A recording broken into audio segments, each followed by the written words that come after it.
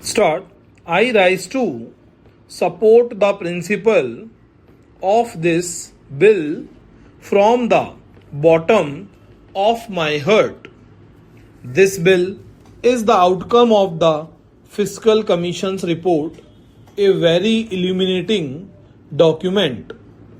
It has dealt not only with subjects relating to industries major or minor, big or small, but has also dealt with the agricultural industry. Several chapters have been devoted for the purpose of improvement of our agriculture. They have also devoted a greater part of their attention to the development of cottage industry. Although this bill does not envisage any kind of protection regarding the agriculture industry, I do hope the government will take due notice of the recommendations and suggestions made by this commission. Not only has the commission made various suggestions, but our late colleague Mr. Mukattar Singh, who was an expert in agriculture, has appended a very illuminating notice on the development of agriculture in this country. I have had the pleasure of coming into close contact with Mr. Mukattar Singh in the Oil Seeds Committee, and I can say that he had a very wide experience of agriculture. Not only had he experience, but he had original ideas also. Although I was the chairman and he was only a member of this commission, he was a great guide to me. I do expect that the government will consider this report, particularly this aspect of the question regarding our food problem, which is really agitating the country to such an extent. We are lacking immensely as far as agricultural statistics are concerned. In America and Russia, I might say that every inch of land, either cultivated or not cultivated, fallow land or waste land, has a complete record, and they know how agriculture land could be developed or made use of, while we are lacking immensely.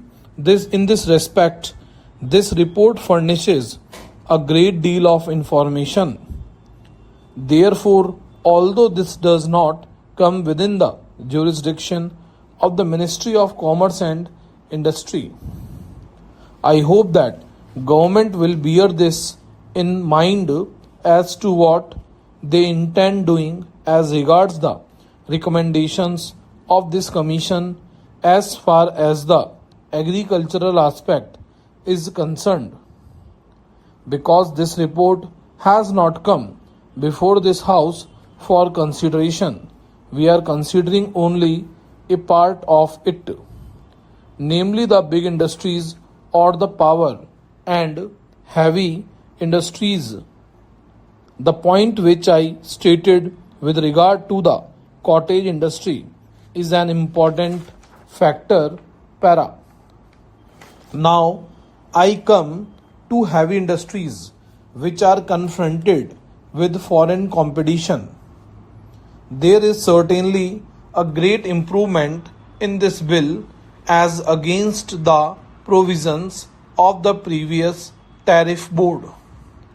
I congratulate the government for bringing in the present proposal. Every time when these protection bills come before us, government merely gives them protection for a number of years, but information is not given to us as to whether the industries have been asked to improve the quality or to cut down their operational charges so that they can meet competition with foreign countries. All along these complaints were there, and the Fiscal Commission has dealt with all these exhaustively. I am glad that some of the recommendations have been embodied in this bill. I do hope that in future, when protection has to be given to an industry, the points that I have made out will be borne in mind. For example, to what extent the raw material, which is generally a handicap for the purpose of expansion of an industry, will be available to them. At present, we have got several industries with very large capacity.